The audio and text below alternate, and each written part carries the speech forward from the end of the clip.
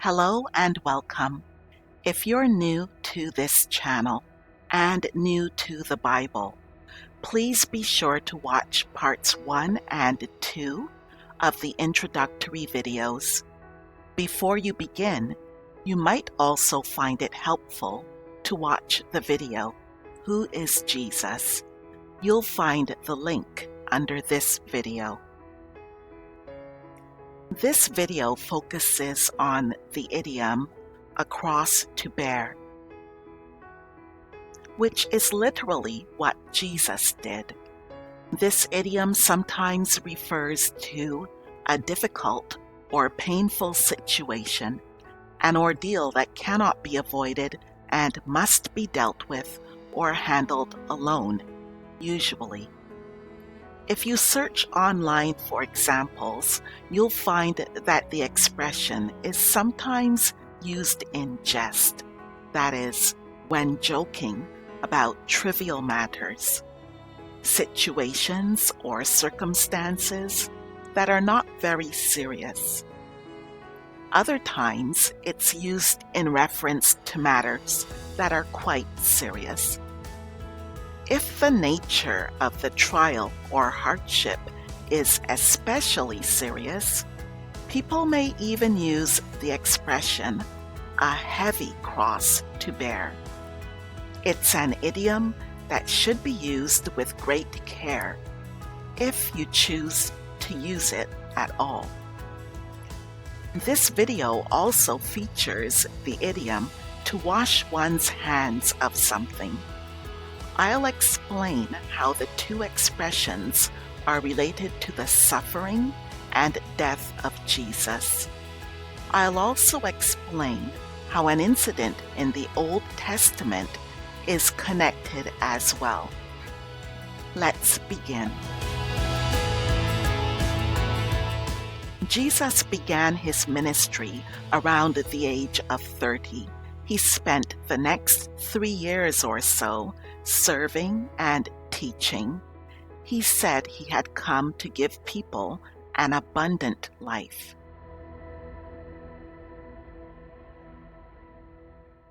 He also performed many miracles, like healing the sick and raising the dead back to life.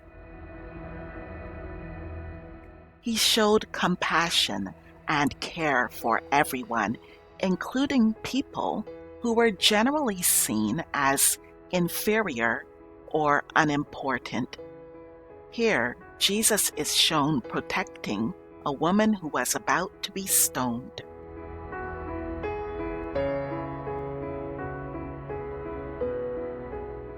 Leaders in his community resented his popularity. Eventually, they had him arrested. After his arrest, Jesus was brought before the Roman governor for questioning and sentencing. Knowing that Jesus had done nothing wrong and that he'd been arrested out of envy, Pilate, the governor, intended to set Jesus free. Even Pilate's wife said Jesus was innocent and urged her husband to release him. However, an angry mob insisted that Jesus be put to death. 3 times Pilate demanded to know what crime Jesus had committed, and each time the crowd shouted back, "Crucify him! Crucify him!" Pilate saw that he was getting nowhere. The crowd was just getting louder and angrier. So he chose to wash his hands of the matter. When someone uses this idiom today, they're saying, like Pilate did, that they want no responsibility for the outcome of a particular action. You can find the details of Jesus' arrest and trial in these chapters of the 4 Gospels. You may also want to read some of the preceding chapters to understand why Jesus was envied by the leaders of his community. If you'd like to learn more about the four Gospels, please watch The Gospel. You can find the link in the notes beneath this video. After the trial, Jesus was beaten and mocked. A crown of thorns was placed on his head, and he was forced to carry the cross on which he would soon die.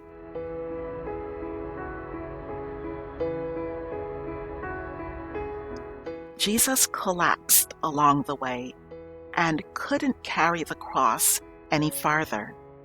According to these verses, the soldiers forced someone else to carry the cross the rest of the way.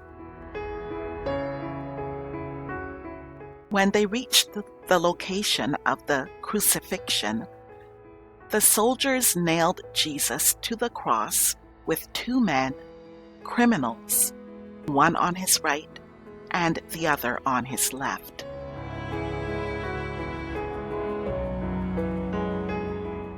According to one of the Gospels, his innocence was defended even by one of the criminals beside him. You might want to pause the video to read this account.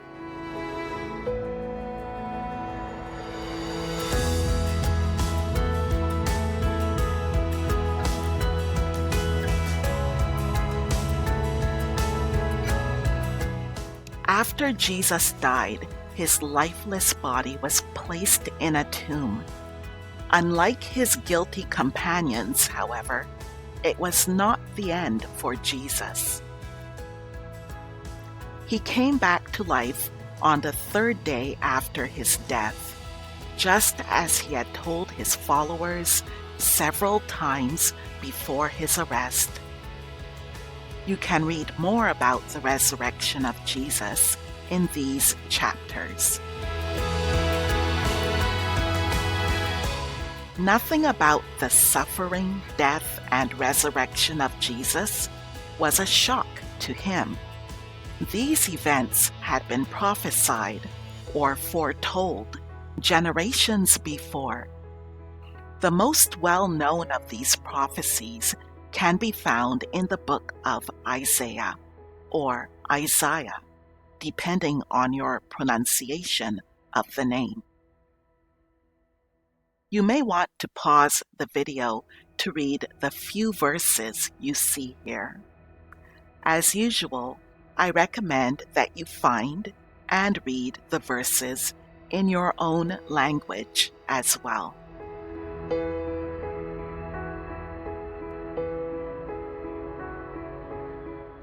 This foreknowledge didn't make the suffering that was to come any less painful or any less difficult to endure.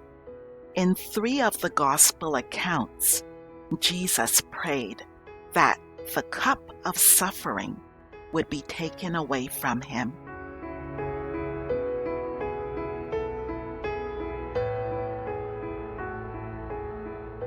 Some prophecies about Jesus portrayed him as a servant. He demonstrated this in different ways while he was with his followers. He even washed their feet, something which was usually done by servants or slaves when people first entered a home after walking a long distance. As this verse says, though he was God, he did not think of equality with God as something to cling to or to hold on tightly to. Instead, he gave up his divine privileges. He took the humble position of a slave and was born as a human being. The birth of Jesus had also been prophesied or foretold hundreds of years prior to the actual event. 2 of the most well-known prophecies can be found in the book of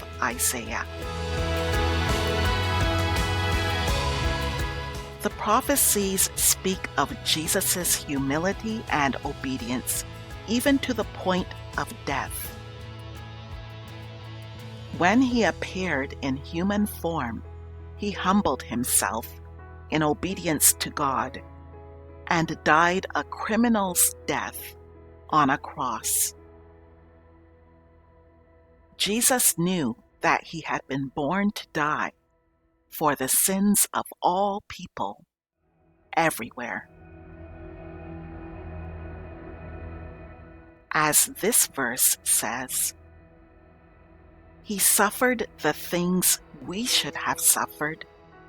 He took on himself the pain that should have been ours. Essentially, he carried the cross that you and I should have carried ourselves.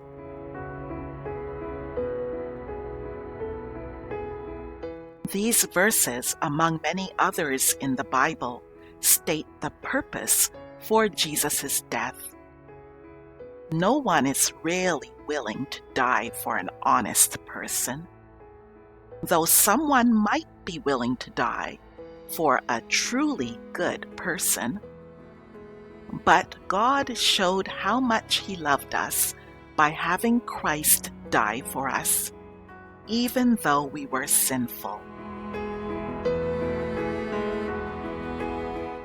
This popular symbol for healing, which can be found worldwide on ambulances and in the logos of healthcare organizations, originates from an incident in the Old Testament, drawing a connection between his death and that incident in which a bronze snake was lifted up on a pole to bring healing. Jesus said this: "Long ago, Moses lifted up the metal snake in the wilderness to save his people. In the same way, people must lift up the Son of Man on a cross. As a result, everyone who believes him will be able to live forever with God." This brings me to the end of this video. Please check out the resources in the notes beneath the video.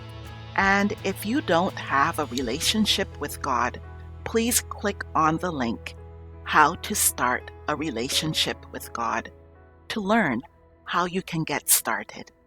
Thank you for listening.